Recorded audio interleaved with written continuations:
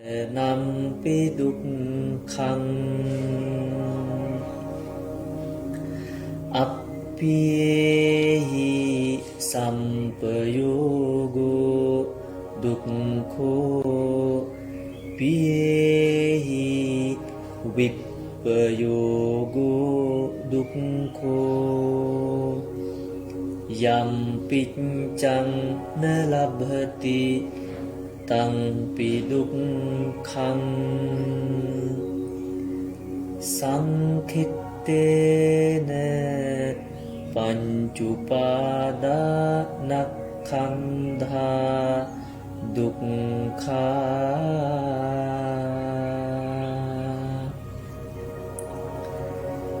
Idaṃ kho-pana bhikkhave Dukkha samudayaṃ ariya sacchaṃ Yayaṃ tanhā pono bhavika Nandiraga sahagata Tatra tatra binandini Sayyathidaṃ kama tanha bhava tanha vibhava tanha Idaṃ kho-pana bhikkhave dukkhaṃ ariya sacchaṃ Jātipi dukkha Jarapi dukkha Vyādhipi dukkho Maranampi dukkhaṃ Appiyehi sampayogo dukkho Piyehi vippayogo dukkho Yam piccaṃ na labhati Taṃ pi dukkhaṃ Saṅkhittena pañcupada-nakkhandha dukkha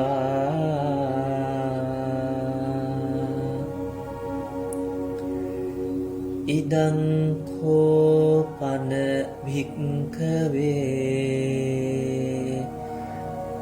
Dukkha samudayaṃ ariya sacchaṃ Yayaṃ tanhā pono bhavika Nandiraga sahagata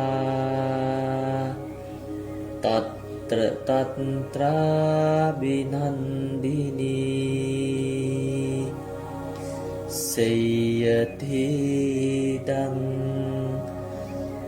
kama tanha bhava tanha vibhava tanha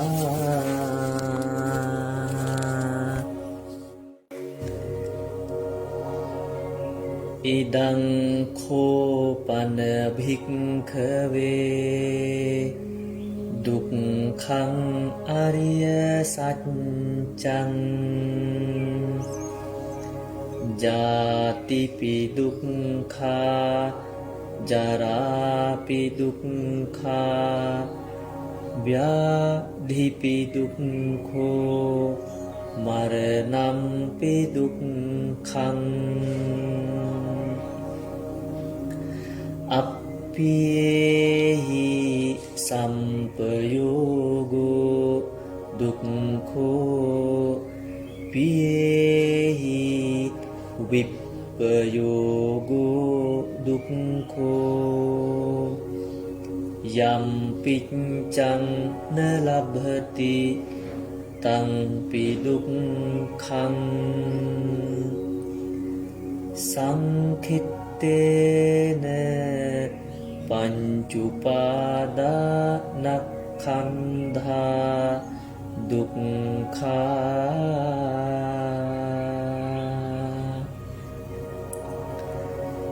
อิดังโคปันภิกขเวดุกขสมุทัยังอริยสัจจังยายังตัณหาปุโนภวิกานันดิรากสหกตาตัตตรตัตตราบินันดินีเสยทิดังกามตัณหาภวตัณหาวิภวตัณหาอิดังโคปันภิกขเวดุกขังอริยสัจจังญาติปิดุกขาจาราปิดุกขาव्याधिปิดุกโคมรณัมปิดุกขังอัปปิหิสัมปโยโกดุกโคปิหิวิปปโยโกดุก Good morning from Seattle. It is 6:33. It is 6:30 a.m. from Seattle, Washington State, USA. And I am Bhikkhu Potao Saktivi, live right now from Wat Camera, Iram. And first of all, I would like to pay homage to the triple gem, the Buddha, the Dharma, and Arya Sangha. Again, I would like to pay respect to most venerable Dhamma speaker join with us today. And before I introduce our Dhamma speakers today, I would like to inform that this is the Dhammika Live Dhamma Sandana, and it has been organized by the Dhammika Academy and also the Dhammika Live Foundation, situated in the state of Washington, USA.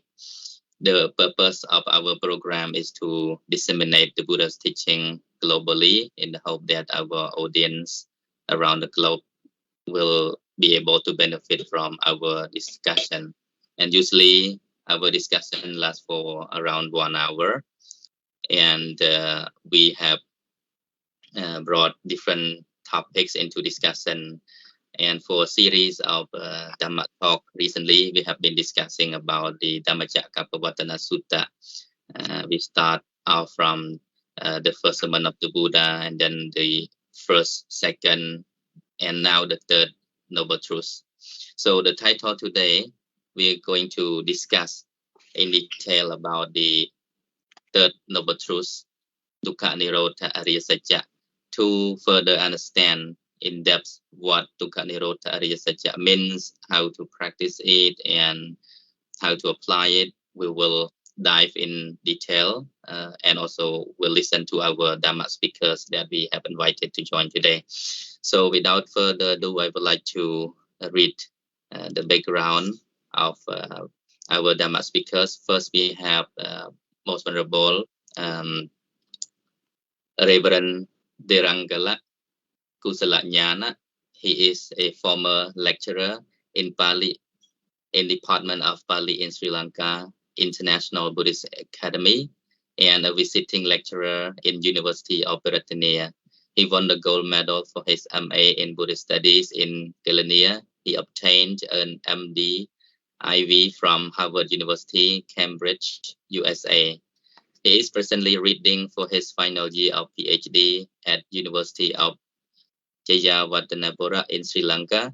His most recent publication includes a book translation on Bhikkhuni ordination from ancient India to contemporary Sri Lanka by Bhikkhu Analayo. Currently, Venerable is residing in Toronto, Canada. Welcome, Bhante. Thank you for joining with us today. And again, we have invited Venerable Kasapahon Kambara. He is the director and co-founder of International Cambodian Buddhist Center, and David Rodrigo Child Development Center for Special Needs Children in Sri Lanka. He is currently a visiting lecturer to Sihanoukvasy Buddhist University, Cambodia. He is a meditation teacher and a counselor. He teaches Buddhist psychology and Buddhist psychotherapy to Cambodian young people. He obtained his BA, special degree in psychology from University of Ratania, Sri Lanka. He was awarded for the best result of postgraduate diploma in Buddhist studies at the Pali and Buddhist University, Sri Lanka. He obtained his MA from the same university. He is presently reading for his MPhil at University of Jayawardenepura in Sri Lanka. He is co-translator of 600 pages book entitled Samatha Vipassana Meditation Techniques. And Venerable Gaspar is also an interpreter for Vipassana Thura Buddhist Center of the Kingdom of Cambodia, where he permanently resides. It sounds very interesting. Both Venerable Dhamma speakers today have so many similarities in your background. Specifically, both of you have been graduated from same university from Sri Lanka, Peratani and Jayawardenepura. And when both Kaspar also have been living in Sri Lanka for almost 20 years. So that is very interesting background. And of course, today we gonna discuss in detail about the Dukkha Nirodha Ariya Satya. So I will begin the first question with Venerable Bhante Kusala. So Venerable Kusala, how have you been? Please unmute yourself. Yeah.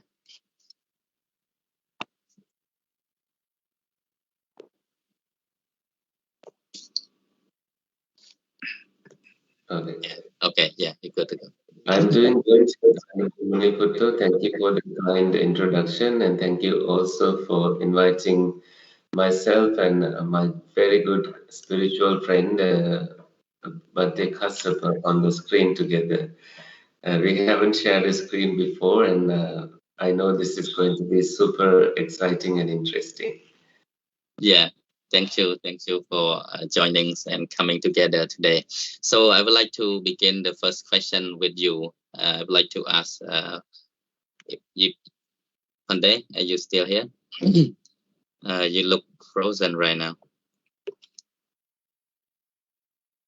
Pandey Kusala. Okay. Yeah, your picture just got frozen a little bit at the moment. Okay, now fine. So we'd like to begin the first question. Can you explain the meaning of the Dukkha Nirodha Ariya Satya? What does it mean? Because it is written in Pali. So I'd like you to just a little bit explain about the meaning of Dukkha Nirodha Ariya Satya. Bhante, this is talking about Nirodha, the cessation of dukkha, the suffering, and Arya Satya refers to noble truth. So this is one of the four noble truths taught by the Buddha in his first sermon.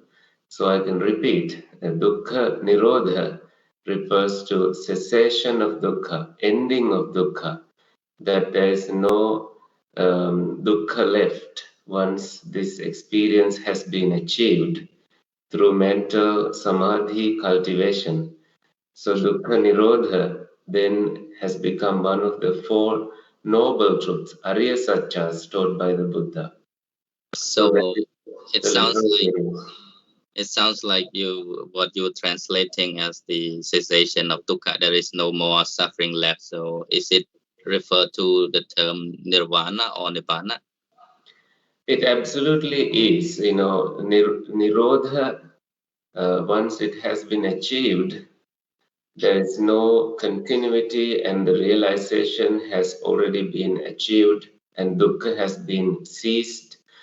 There is no more reign of kilesa, defilements, found within that individual's mind, so that that person has achieved nirvana. It's interesting one day. I just wondering if Dukkha Nirodha Ariya Satya also refers to the term Nirvana. Why the Buddha didn't use the term Nirvana in this Dhammacakka? So he had to explain the activity, the function it does in the third truth, the dukkha nirodharya satya, and the resultant. If he wasn't talking about the result, he was talking about the directives, and therefore you see two different terms here, and the result is nibbana once the dukkha has ceased. And he further explains it in the Dhammacakkappavattana Sutta, the rolling of the wheel of Dhamma. In it, the Buddha says, Tassa eva tanhaya asesa viraga nirodho chago patinisaggo mutti analyo. So I think we can come back to these terms. Mm-hmm. But in brief, what is being removed is craving from the mind. Craving in various forms has no footing in the mind anymore. And as a result, there is letting go of that craving, non-association. Letting go is chago, non-association is patinisago, mutti is freedom, and analeo is non-attachment.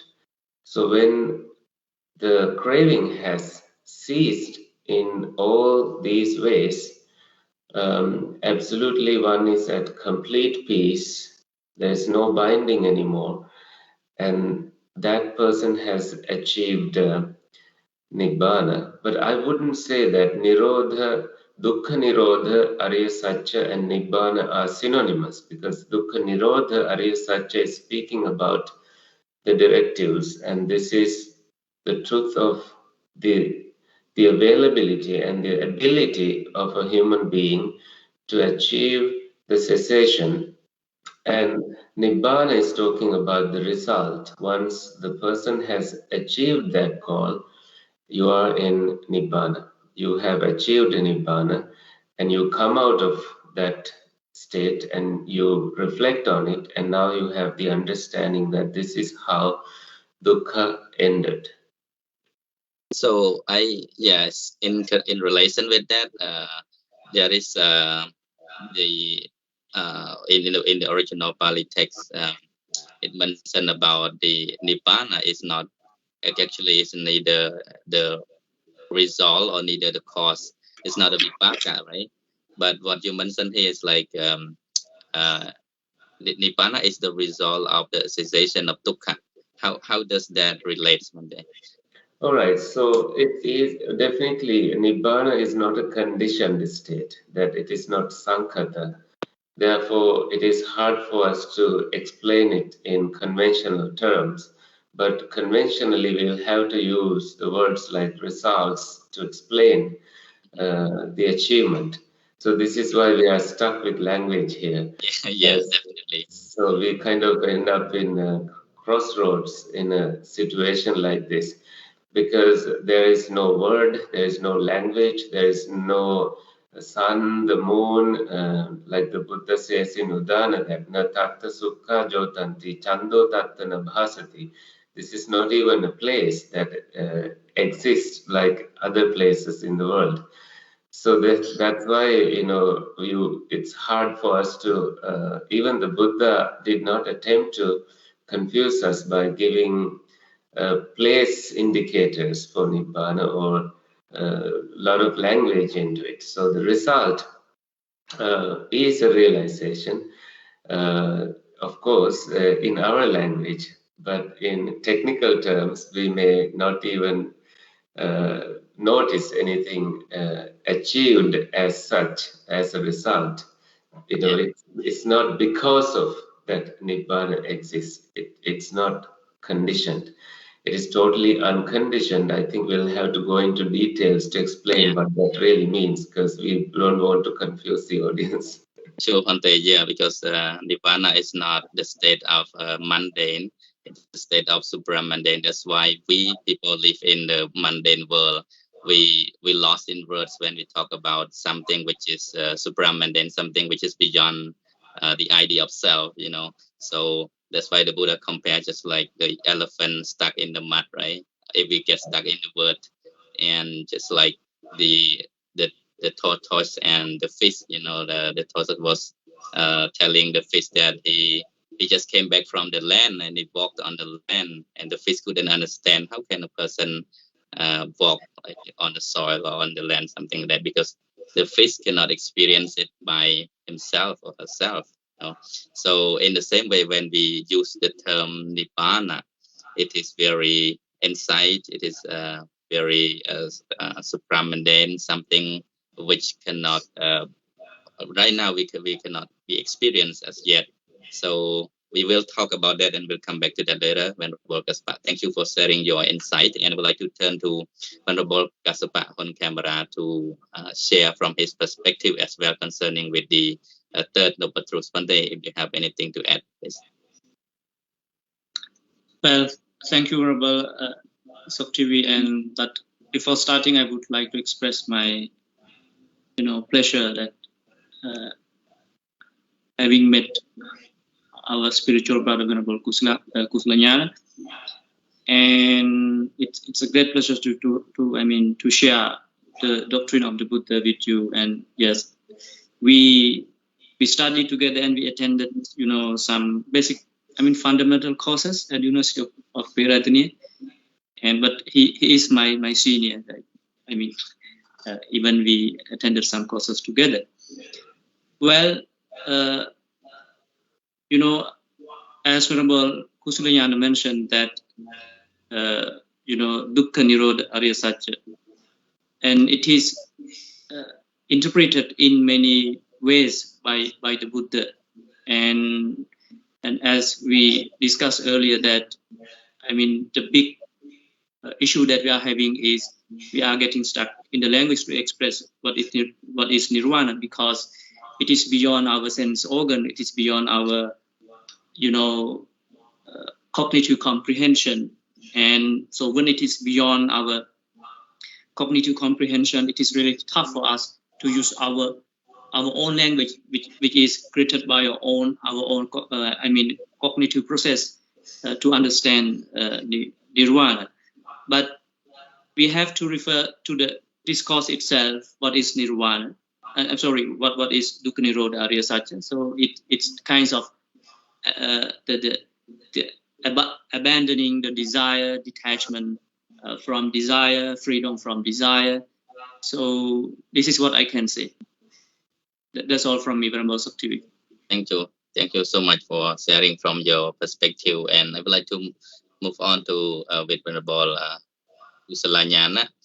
Now we have been talking somehow a little bit about what is Nibbana. Can you specify the translation? I know that many volumes have been written to try to explain the term Nibbana.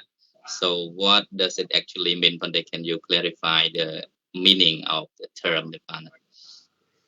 All right, so that's I think it's good to do that in the beginning of this discussion. So Ni has the sense of negation, like disappearance of something. So Bana and Vana, also is in you hear it in the word. This is like the craving, and this is like the desire that Venerable Kassapa mentioned. So bonding too, like, as long as there is desire, there is bonding. And that negation, that disappearance of any bonding has become nirvana plus put together as nibbana.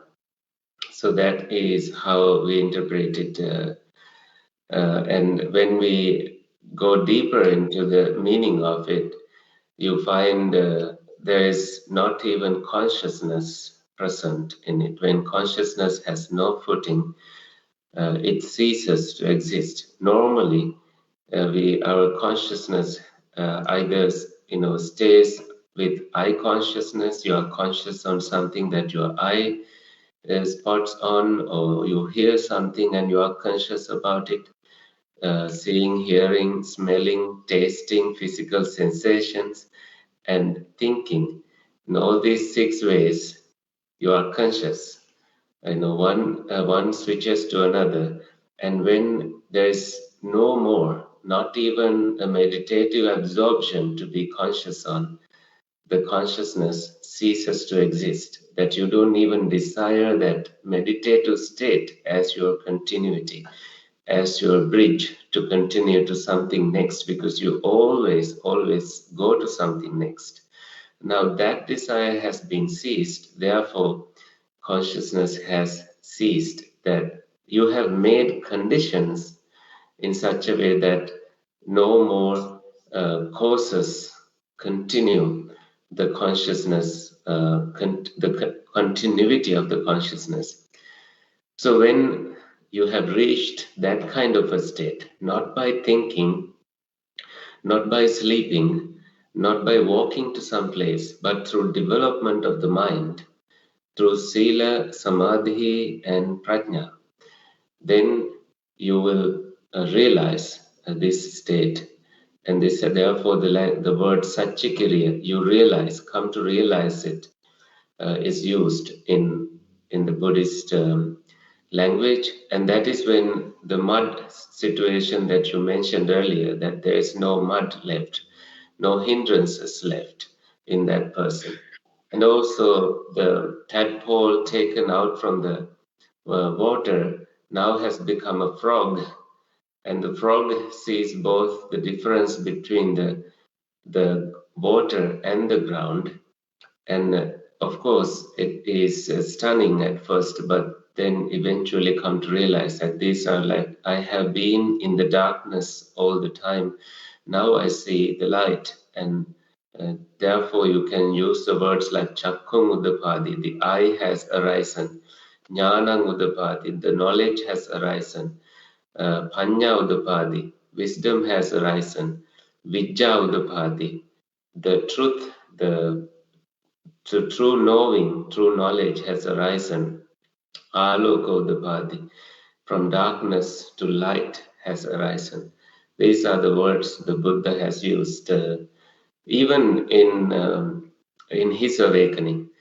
And after that, upon listening to the teachings, his 5 disciples, among his 5 disciples, the first time Kondanya also had Dhamma Chakku, he realized this is how one would attain Nibbana, and therefore he became known as Anya Kondanya, the Kondanya who was known.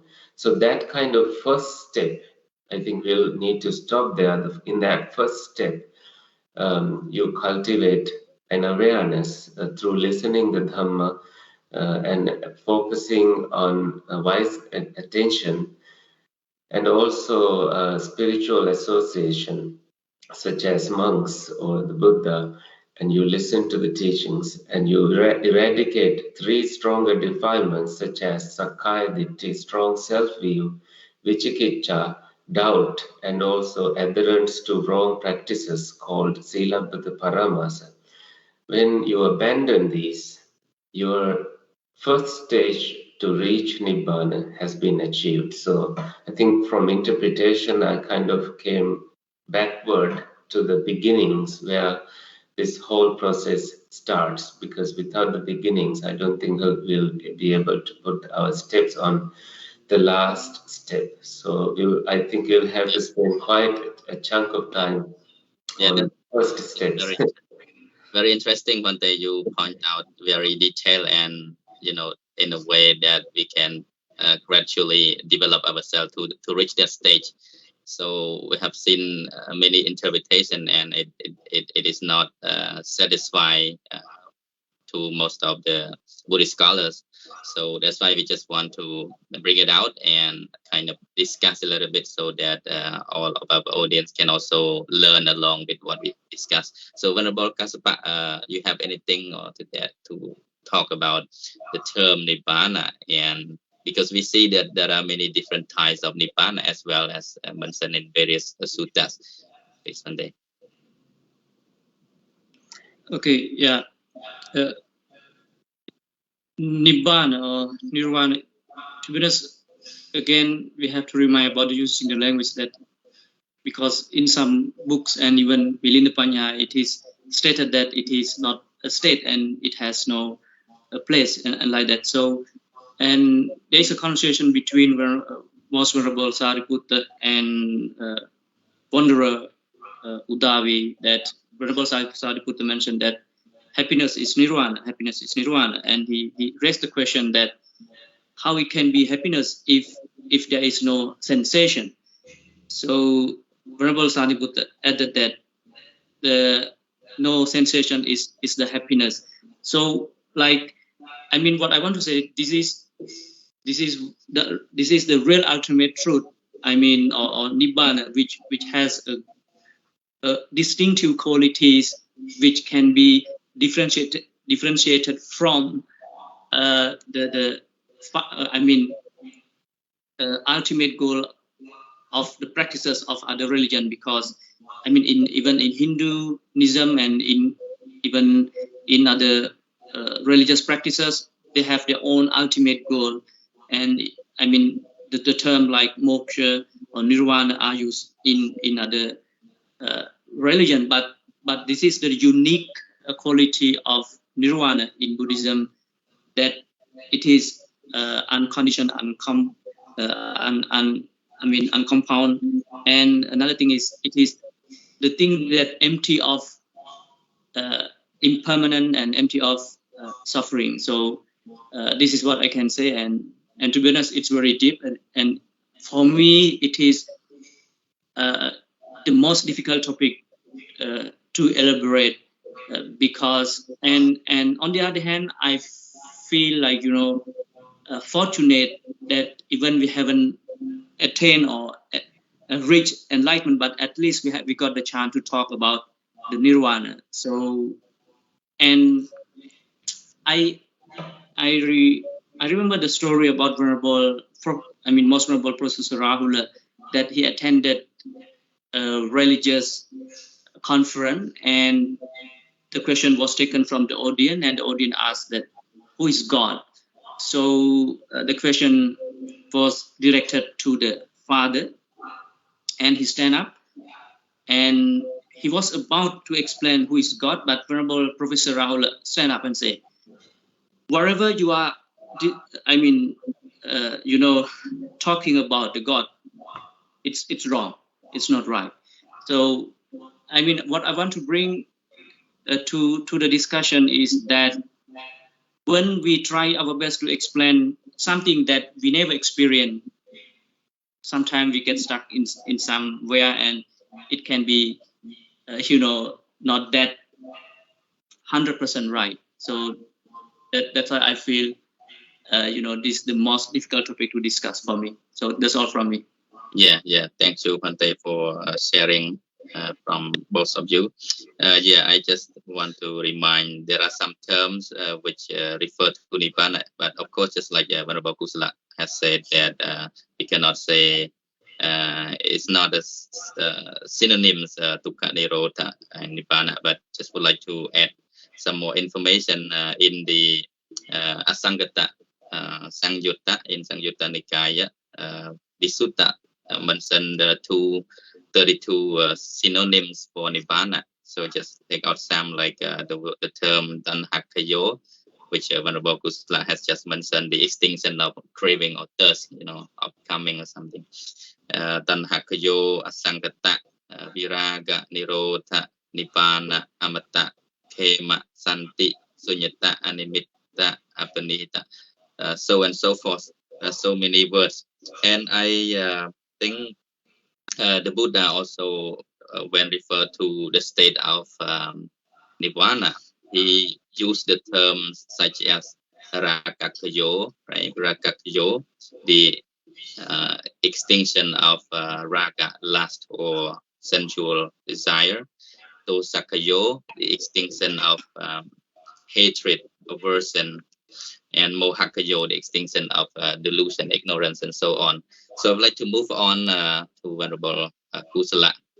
We have been talking about nirvana. It's not something like a place, like a figure where people can go and to reach enlightenment, but still in the mind of people. Some people, even in the context of Cambodian people, we still think that nirvana is a place to go to.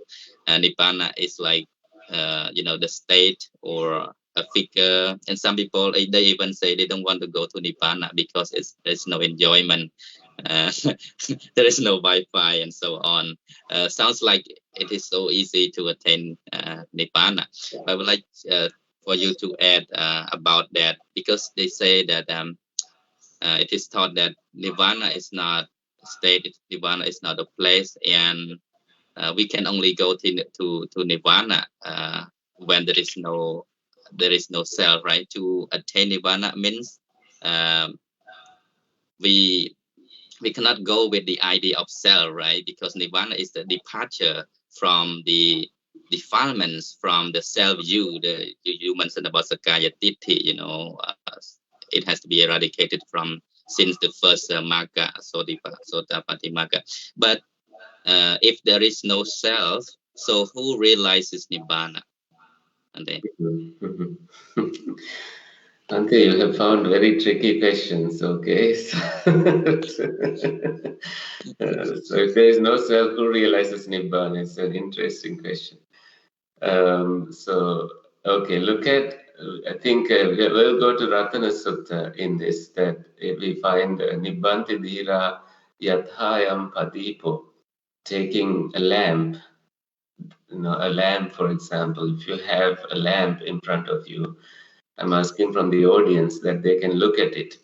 And now this light goes off, and there is this light because of the conditions, because of different conditions. Like there is wax, the wick in there, and somebody has lit it. So now, when this light is gone, are you able to go find where it went? Are you able to go and bring it back? It is because of these conditions that the light was seen. So this is an example continuously being used in the literature, Nibbanti, that they have been extinguished. The continuity has been extinguished. The fuel has been extinguished, and then that person has achieved this kind of a state. But to answer your question directly, like if there is no self, who's going to attain Nibbana? I'll take an Ajahn Brahm story because I have been his interpreter and I listen to these stories closely. So I remember some of these, that he gives the parachute story. Somebody gets in a parachute with the lunch pack, and he goes up in the air. This is like going in an air balloon, and he goes above the clouds and spends time there, and he wants to go further.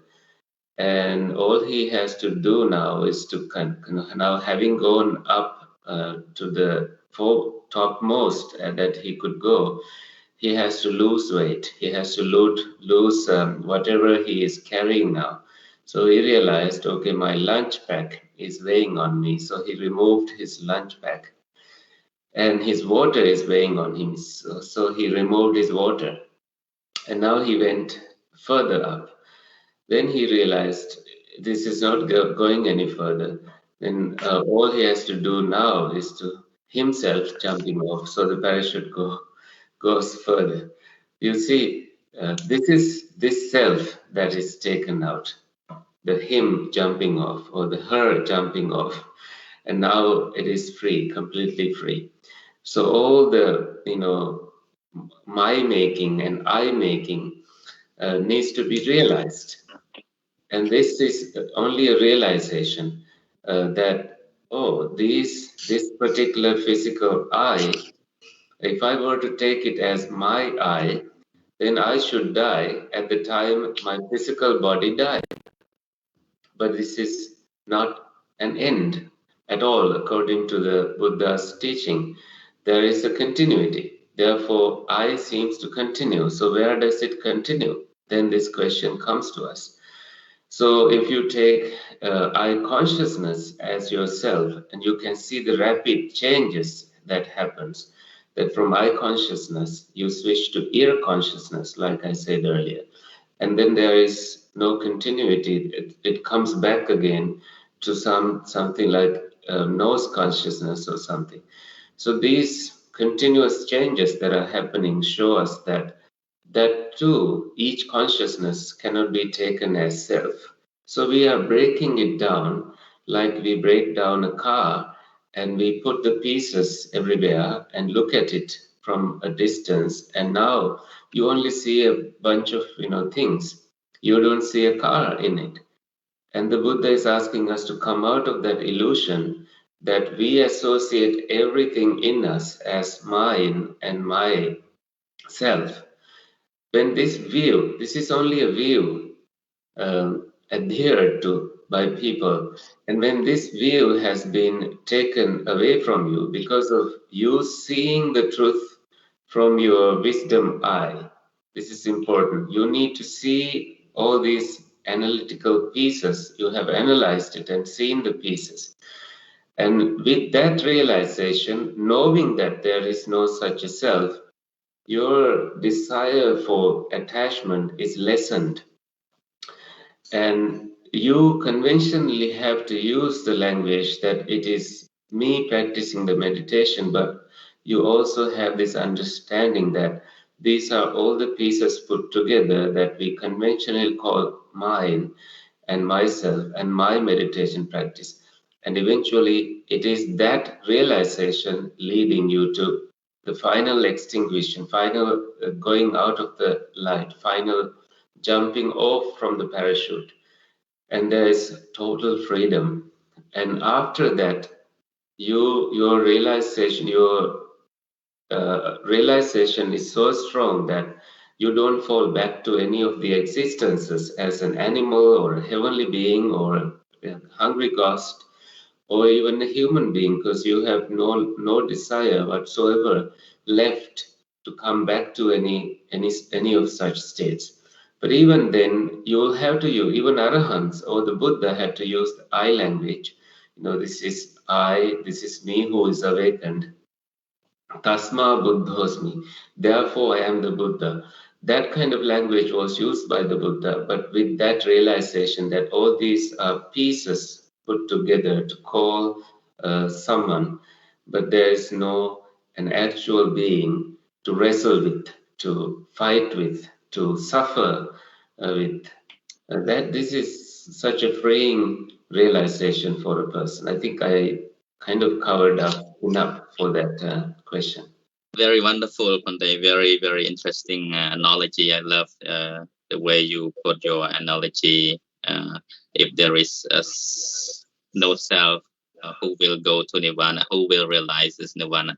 So instead, you mentioned about we have to drop the idea of self. Actually, if we don't drop it, it is too weighty to go up, right?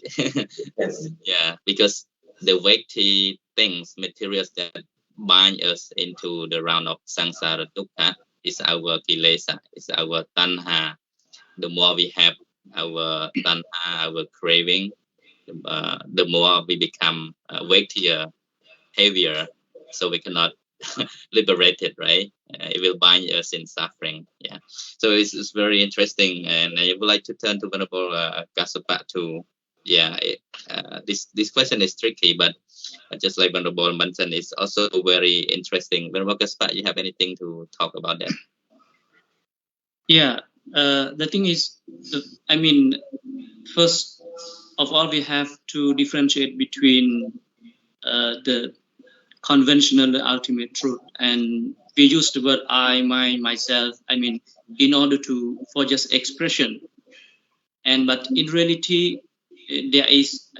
I don't use the word no because there is a conversation between the Buddha and Vajjagutta, and he asked the Buddha, there is there is a self, the Buddha was silent. There is no self, the Buddha was silent. And then Venerable Ananda approached to the Buddha and asked the question.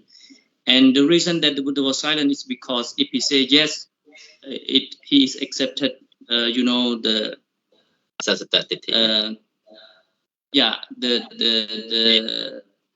eternalism, and if he say no, he would accept the annihilationism, the Ujjayadvada. So in Buddhism, when we say that non-self is not about there is, the soul exists, neither the soul doesn't exist. It's not about the existence of soul or not existence of soul like other religious belief. The thing is, and there is a good saying in the book written by Professor Rahula, what the Buddha taught. He said that sometimes nirvana sounds like negative because it kinds of annihilation. We annihilate the selfness or the soul or the soulism, but he rejected that. He said that if nirvana is not about that, because there is no self to be annihilated. There is no self to be annihilated. It's just our delusion. It is just our grasping. That is another term used for Bahanirodha. In Abhidhamma, it used that attava tupadana, the notion of attached to self. So it's about notion. It's about the creation of ideology that you think that it is mine, it is I. But in reality, Buddha said it is not. It just the entire process that dependently arising and passing away. So who realizes the nirvana? So this is the question we raise. We say we use I, but in reality it is the role of wisdom. It is the role of wisdom who realizes the nirvana. And there is a great phenomena given by Most Venerable Nagasena about that, because the King Milinda asked, okay, if no one realizes nirvana, then what happened to nirvana? And you know that when it comes to the 5 aggregates, and in Abhidhamma there are 121 consciousness and 52 mental objects. But in reality, what we have to understand is the suffering is within our body, and the cause of the suffering is within our body, and the cessation of the suffering is within us, and the path leading to the cessation is within us. So what we have to, and then the question is, if the panya, it is one of the 24 wholesome mental objects, and if it is permanent, okay, if it is impermanent, who realizes the nibbana, which is permanent? I think you got my question, Venerable Soktavi, because panya is still in the state of impermanent when it comes to realizing nibbana. And then Venerable Nagasena said, okay, King, now you light an oil lamp and you started writing a letter. Okay, and the letter was supposed to send to someone. After writing the letter, okay, you blow off the oil lamp. Okay, and he asked, okay, King, does your letter remain there? The king said yes. So similarly, even the role of panya, of realizing nirvana, is ceased, or out of its role, but the nirvana is there. So the oil lamp is like the role of panya, the letter we write is like the nibbana.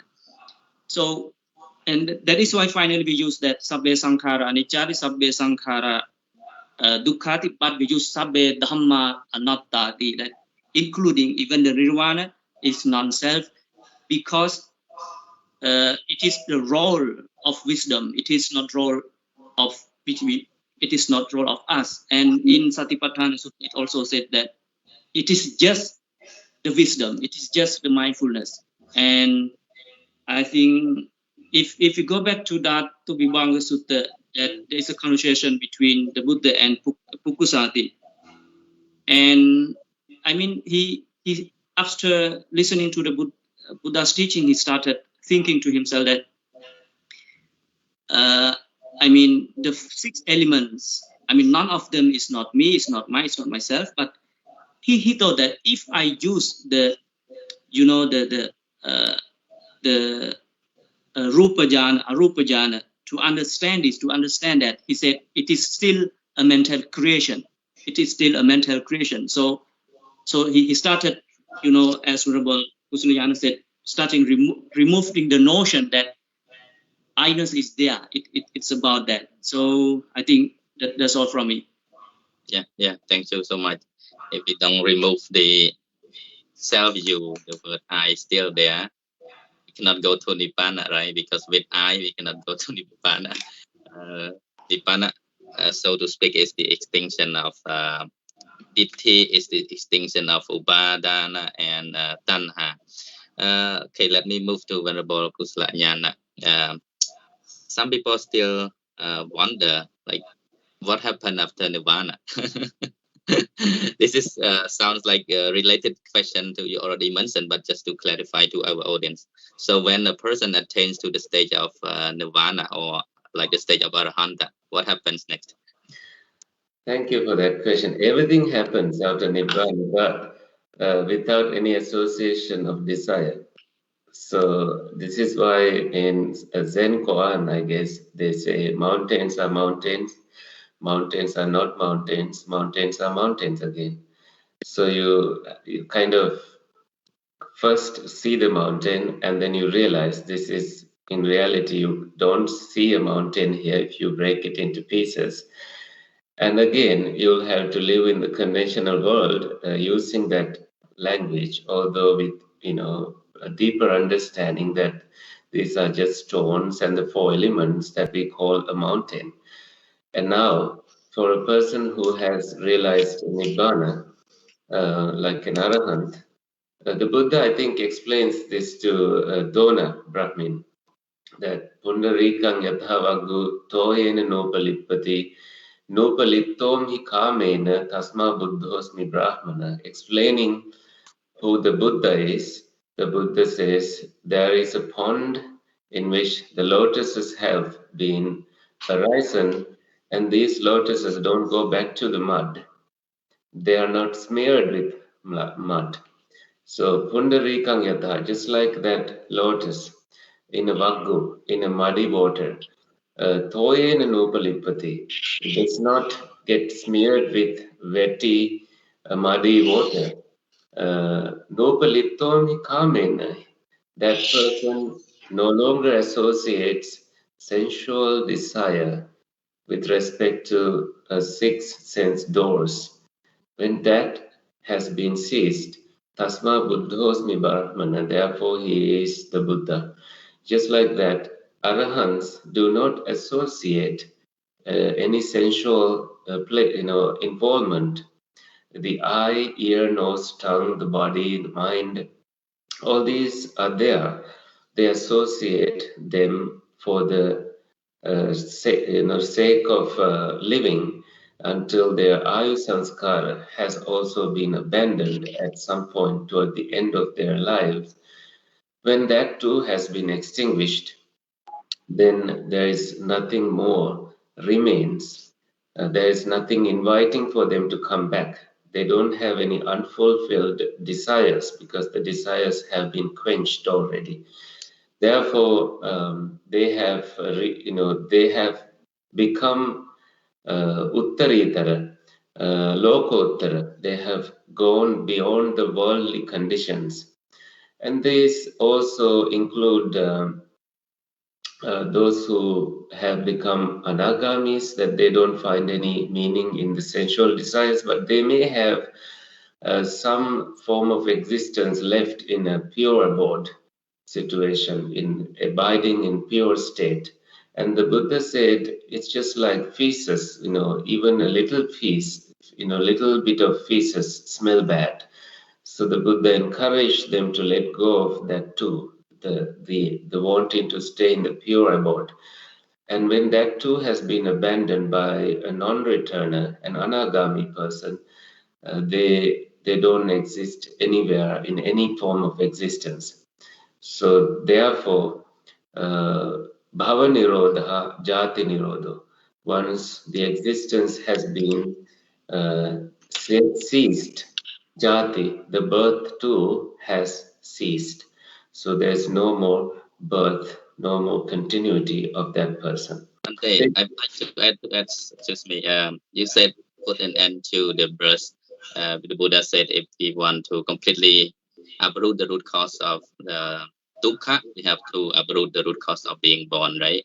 Yeah. Because if there is birth, there is suffering. It starts from birth. But if we talk, scientifically, doesn't that mean we put an end to the human race, like degeneration or extinction of the human race? When if people, attain nirvana, the Buddha promote nirvana.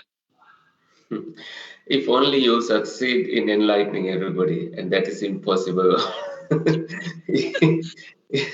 There's only one Buddha appearing, and he only managed to awaken so far, so many so far. And there are so many, like millions and trillions of people yet to be enlightened. And it's so hard to even reach out to all these people to give the message. So that won't happen. And there's no need to worry about that at all. Yeah. Yeah, thank you so much, Bante. Very interesting. What happens after nirvana. So as we already aware that there are two main different types of nibbana. One with the five aggregate remainings. That means that kind of nibbana, the arahanta are still living, right? Like the Buddha himself, he was not completely attained to parinirvana. He's still living, but his mind is already at the stage of full enlightenment. There is no, any shadow of defilements in him. All kinds of defilement have been totally removed, but he's still living. And the way in which the arahanta or the Buddha, which is different from us in terms of his mental well-being, his mind is not shaken by the eight worldly dhammas, the loka dhamma or anything whatsoever. So this is what happened to those who attain to the stage of nirvana. But another kind of nirvana, what we call anupadisesa nibbana, right? Anupadisesa nibbana, with the extinction of both five aggregates and also the kilesa nibbana.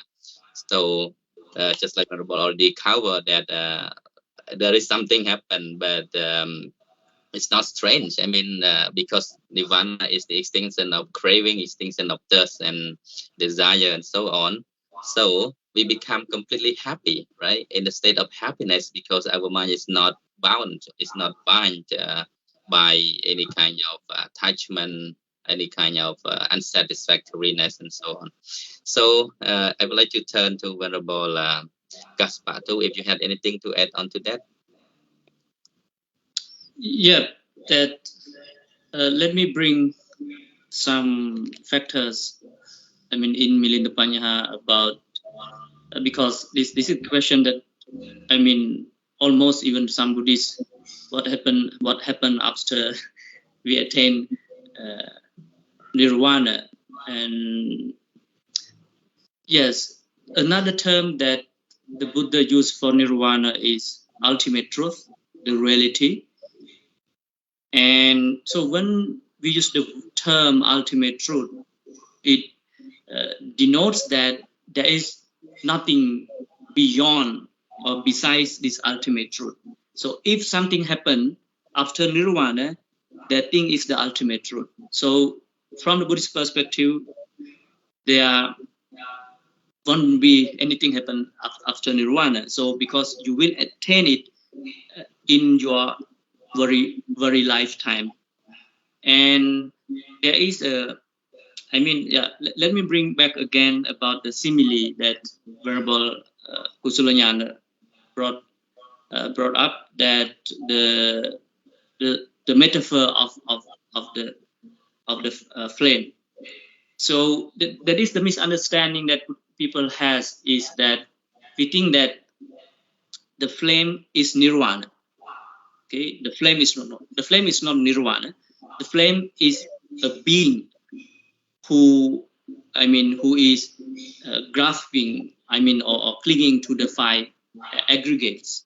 So that flame is not nirvana. And you say, so does we created nirvana, or after creating it we realize it? No, it is there already. It is there already. And that is why it is not in the past, it is not in the present, it is not in the future, and it doesn't have any place in nirvana. And then, but it has its own, how to say that, I can use the word foundation. The foundation of nirvana is sila, according to the explanation of Most Venerable Nagasena. That what I want to say is, it's about the role of the Sila Visuddhi, Chitta Visuddhi, Ditti Visuddhi, so up to the Jnana Dasana Visuddhi. So it's about the role of the Dhamma. It's not our role. It's a role of the Dhamma. In terms of realizing the Nirvana. I think I will bring another. I use it simile. Venerable Nagasena, compare the nirvana to the sky. There are 10 qualities of sky. Okay, let me read it. As Akasa is not born, does not age, does not die, does not disease, does not arise, is hard to master, cannot be carried off by thief, depends on nothing. And a final one is unending. So like when you just imagine that the nirvana is a sky. Okay, nirvana is a sky, and wherever you go, and you can realize it, and it's already there. You no need to to create it. I'm sorry, you no need to create it. What you have to do is you have to practice. You have to practice, and the realizing process is not yours. It is the role of the wisdom. And then I mentioned earlier that the foundation or the place that can bear the nirvana is not something else. It is the sila, it is the morality. So the metaphor was given by Venerable Nagasena is the sila is like the earth. Wherever you go, even you are in United States, even you are in Canada, even you are in Cambodia, even you are in Sri Lanka, you can see the sky. Wherever you are, you can see the sky. Similarly, when you are on the establishment of the foundation of mindfulness, based on the morality, you can attain nirvana. So the place of nirvana is sila. So that's all from me. Thank you, Bhante. Very interesting and very detailed. And because of the time, I would like to move to the last question. Venerable Kusala first. Well, we have been talking a lot about what is nirvana and so many things around the term nirvana. But now I just would like to ask about, the way to nirvana. There must be some qualification or requirement, right? Like if you are applying to attend a college or university, they will ask for requirement for you to be able to attend. So what are some requirements to Nibbana, Bhante? Okay, you need an admission letter from the Nirvana University. So that's I think Bhante Kassapa shed light on the ground, the earth, beneath the sky of Nirvana. That is the sila, setting up, beginning with your sense restrainment, the 5 precepts. You purify your conduct through verbal, mental, and physical behavior purity. And this purity is essential for a person to stay stable and stay above the clouds of hindrances. Otherwise, if the sila the purity ground has been defiled, like the algae in water or the mud in the water, nothing can be seen clearly. Therefore, and it's also like the boiling water, like the Buddha says in Sangarava Sutta. So when all these different spoilers have been eradicated, the Sila ground has set a stage for Samadhi, and Samadhi is a cultivation of mind through jhana practices. You cultivate when you have reached Viveka Jangpiti Sukham, you have achieved the Viveka, Vivicheva Kamehi, being free from sensual pleasures, Vivicha Kusalehi Dhammehi, you abandon the unwholesome states, Savitakkang Savicharam, with thinking and examining of these meditative states, the thoughts, Vivekajam. This is born of Viveka. Now your brain is finally getting Viveka, the leisure, the freedom from the sensual involvement. It's cooling. Piti Sukhan, there is this joyful comfort, happiness that you feel. And this leads to a next stage called Samadhi Jang Piti Sukham. Now there is Samadhi. Samadhi is the stillness of mind. This is like you sitting by a lake and you are not moving at all, meaning you don't control what is happening in the lake. When you are so silent, so quiet, the beautiful things around you can be seen, that beautiful animals never seen before come and enjoy this lake. This is again Najan Braham metaphor. And if you move, if you shake, if you are frightened, those animals will not show up. They won't show up. Just like that, beautiful states of the mind arises when you don't control things in that state. It's like that. So samadhi jang piti sukham, the joyful happiness arises from samadhi this time. And then it leads to the third state, that neither pleasure nor non-pleasure, they disappear and you'll come to a balanced state of mind. This very balanced state of mind. Nothing exciting happening. And then sati sampajanya arises, mindful comprehension arises in the fourth stage. And this leads to infinite space, infinite consciousness, nothingness, neither perception nor non-perception. These are the stages described by the Buddha. And ultimately, when neither perception nor non-perception has not been taken as a perception of existence, the person extinguishes, person continues to non-exist, and person ceases. Consciousness has nothing to be conscious on, therefore it ceases. And it is preconditioning that leads to that kind of state. So you see, I think you are expecting me to say also practicing, realizing, coming to right view, realizing what is happening in the world, what is happening in you, coming to right view, you come to right thoughts, then your thoughts purify your words, samma vacha, words purify your actions, and actions to your livelihood, livelihood to your mindfulness practice, and having been mindful, you cultivate samadhi, and that way, that samadhi is packed with a lot of insight moments leading to nibbana. So that means one practices the Eightfold Path, setting up the ground to achieve this supreme goal of nibbana. I think Bhante Kassapa will add his details. He has been giving beautiful Nagasena similes, so beautiful. Thank you for those. Very nice for this discussion. Yeah. Thank you, Bante. Very well said. Sadhu. Thank you. Let me turn to Venerable Gaspar. So, what is the way to attain nirvana? And can nirvana be attained in this lifetime? Well,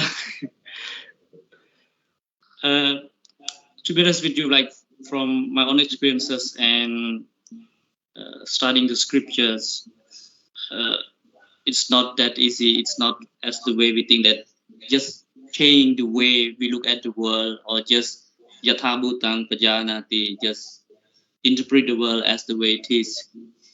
I mean, we might have the ability to say it, but when it comes to practice, it's really hard. But from my understanding, that I mean, according to the Anumana Sutta, according to the Ceto Kila Sutta, and some different discourses, what I came to understand is it's about cultivation, it's about development. So we call it in Buddhism the paramita. We have to cultivate, I mean, everything, not just only, I mean, when it comes to Sila Samadhi Panya, it's very broad. Like Rathavini Sutta, there is 7 stages, starting from the Sila Visuddhi until Jnana Dasana Visuddhi, that how I mean, the accomplishment of morality, then you have to cultivate your concentration, I mean, dhyana, and so on and so on, and to practice vipassana, kinds of dissecting, or like morality, I mean, how to say that, nama-rupa, physicality, materiality. So, I mean, abandoning your skeptical doubts, and on and so on. So it's a long process. What you have to do is you need to cultivate a lot of qualities. That is why in Karnimita Sutta, Karni mata kusalena yantang santang padang abisameja. So, like, you have to be very skillful one and interested in wholesomeness, and you have to cultivate a lot of qualities according to the Karnimita Sutta. Simply, what I want to say is it's a long process of cultivating good qualities to attain nirvana. It's about building up qualities. And because the wisdom of insight meditation of vipassana jnana is something that very heavy, very strong, very powerful, we need to build up our foundation very strong. For example, the morality, and secondly is our concentration, because Buddha said that samadhi bhikkhave, I forgot the Pali term, I'm sorry, that he asked us to cultivate a concentration, because concentration, the samahitang chittang yatha bhutang pajanati, that the concentration and the mind with concentration will see the truth. So you cannot cultivate wisdom without concentration. So what I want to say, it's a long process of cultivation development. So yeah, if you have time, you can read Milinda Panya, that it's a brief description of how to attain nirvana. There are many qualities to be cultivated. So that's all from me. Yeah, thank you so much, Venerable Kaspa, for sharing your last idea concerning with the way to Nibbana. I do hope that throughout this 1 hour live show discussion, our audience can learn something from both of the speakers, and very interesting, very detailed, and also very deep insight. I also will need to listen a few more times later on, because it is too deep to understand. Sometimes we can hear it, but not sure that we can totally understand what our speaker deliver here. So to understand that, to know better, please read more according to the references that our speakers has shared. So, and because of the time has come to an end right now, I would like to thank you both of the speaker, Venerable Bhante Kusala Nyana from Toronto, Canada, for joining with our program today, and Venerable Kaspa on camera from Cambodia for joining. And I would like to accumulate the merit derived from this Dhammatana. May this merit be accrued to all beings in the whole universe. May all beings live in happiness and peace. May all beings be liberated. Finally, I would like to invite all audience to spend a few minutes for Metta Bhavana, loving kindness meditation, which will be played in record, instructed by Venerable Kasapa on camera. Right now, we would like to say goodbye and wish you all the blessings of the Buddha. Thank you. Bye.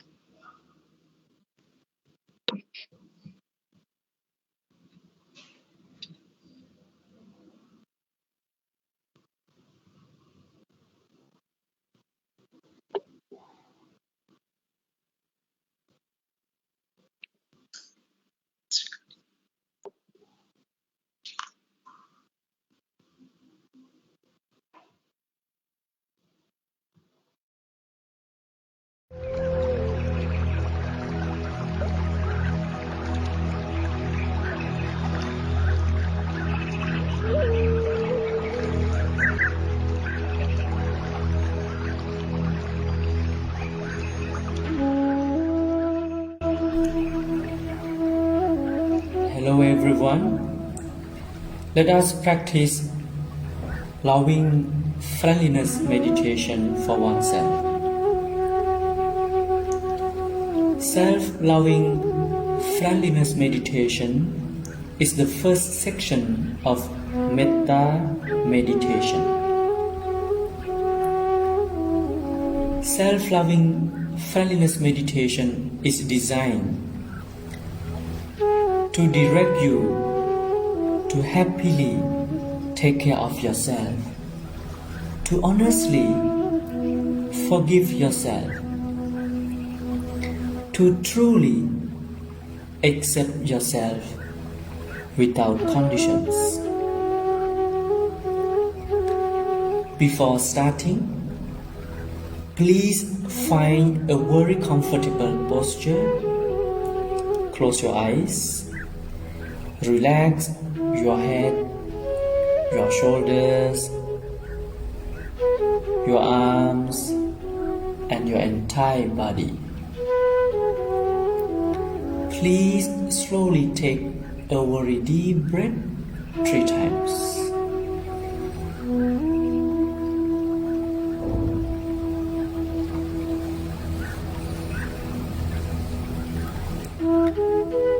When it is done, let your breath flow as naturally as it does. Observe your breath without judgment, reactions, and criticism. Just merely observe it as the way it is while you are listening to my Pali Metta chanting.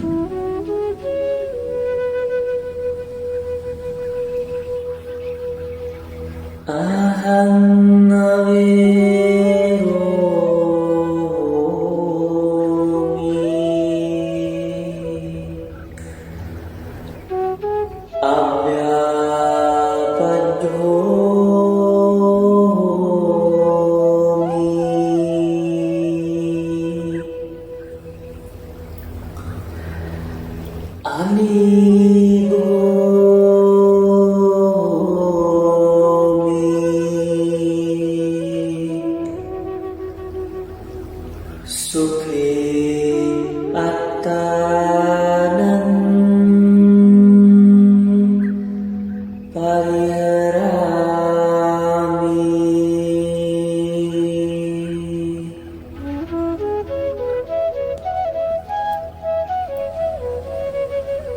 Now, please create a very tender smile on your face. Visualize your happy and smiling face. You are a very happy person with smiling face. Please keep smiling with honest heart, because you are going to bless yourself. Please be aware of the phrases which I am going to recite, and let yourself honestly feel the real meanings of the phrases.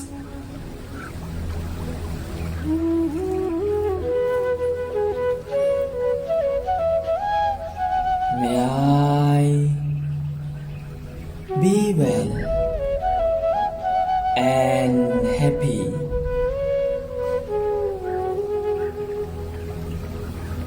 May I be free from hatred.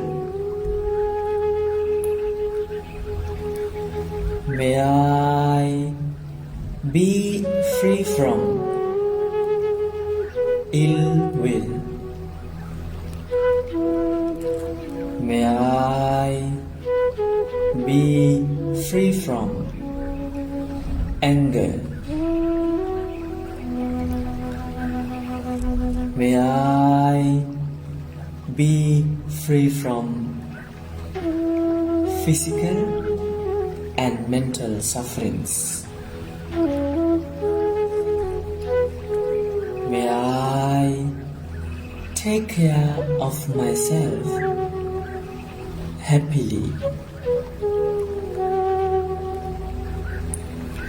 May I take care of myself happily. May I take care of myself happily.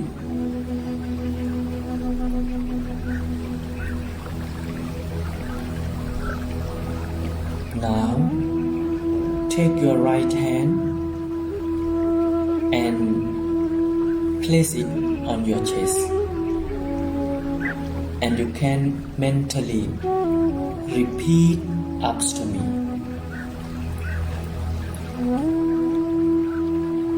In this home, we are family. We live under the same shelter, so we must be kind to each other, be compassionate to each other, be friendly to each other, help each other, respect one another, be happy every day, keep smiling with honest heart, be grateful, be positive, forgive even when it's really hard.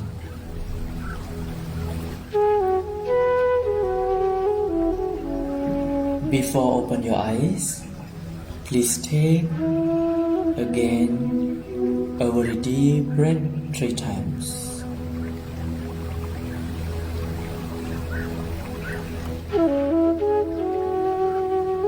Thank you. May you be well and happy.